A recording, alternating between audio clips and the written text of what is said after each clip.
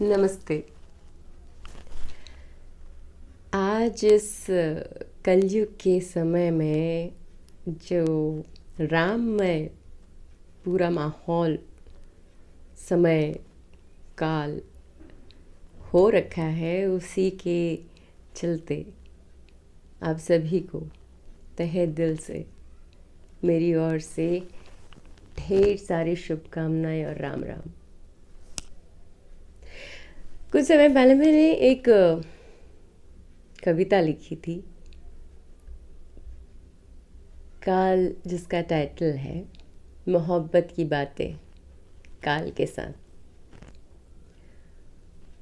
उसको पहले मैं आपके साथ शेयर करती हूँ, फिर कुछ बातें करती हूँ। वैसे ये कविता है तो काल के ऊपर, यानी कि टाइम के ऊपर, जो कि फ़िलहाल कलयुग है, बट कलयुग में हमारे सतयुग के श्री राम जी के जो आगमन, प्राण प्रतिष्ठा का जो समय चल रहा है, उसके चलते जो राममय हो रखा है, ये कलयुग जो सतयुग हो रखा है, उफ।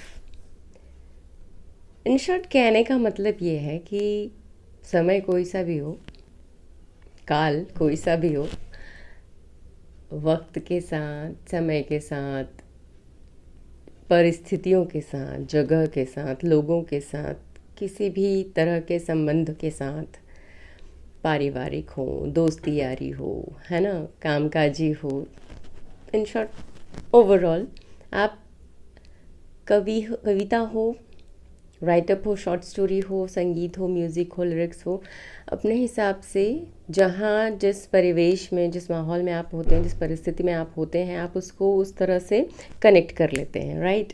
सो ये कविता भी वैसी ही है कि आप जिस मूड के साथ, जिस माहौल में सुन रहे होंगे, आप अपने आप को उस परिवेश, उस इंसान, उस जगह के साथ कनेक्ट कर लेंगे। तो कविता कुछ यूँ है कि क्या गीत लिखूं ये सोचती हूँ, क्या गीत लिखूं ये सोचती हूँ, ऐ काल अभी तुम रुक जाओ। क्या गीत लिखूं ये सोचती हूँ, ऐ काल अभी तुम रुक जाओ। प्रीत की बातें सारी कह दूं, प्रीत की बातें सारी कह दूं, कल शाम तक रुक जाओ। अच्छा कहूँ नहीं लिख कर दूं, कहूँ नहीं लिख कर दूं, मेरे लिखने तक तुम रुक जाओ। क्या गीत लिखूं ये सोचती हूँ, ऐ काल अभी तुम रुक जाओ। अच्छा क्या करोगे जो जबरन रोक लूं, क्या करोगे जो जबरन रोक लूं, मैं तलवार तुम ढाल बन रुक जाओ। क्या गीत लिखूं ये सोचती हूँ, ऐ काल अभी तुम रुक जाओ। तुम मेरी मैं तुम्हारी सुन लूं, तुम मेरी मैं तुम्हारी सुन लूं, सुबह को शाम और शाम को सुबह होने तक रुक जाओ।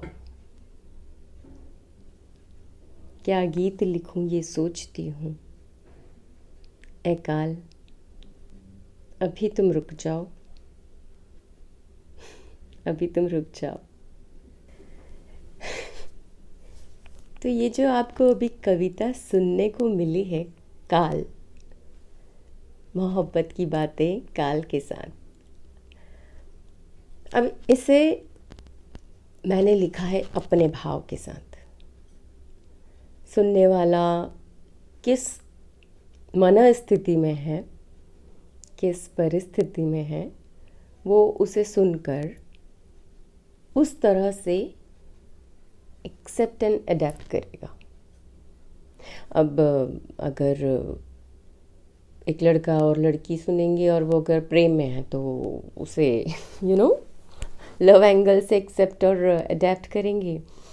अगर मैं जैसे स्पिरिचुअल कनेक्टिविटी में हूँ तो मैं उसे समय काल और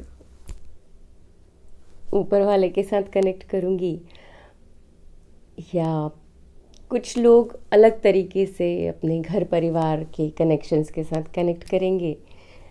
बच्चे पापा मम्मी के साथ कनेक्ट करेंगे जो मोस्ट ऑफ द टाइम बाहर रहते हैं, ट्रैवलिंग में या काम के सिलसिले में।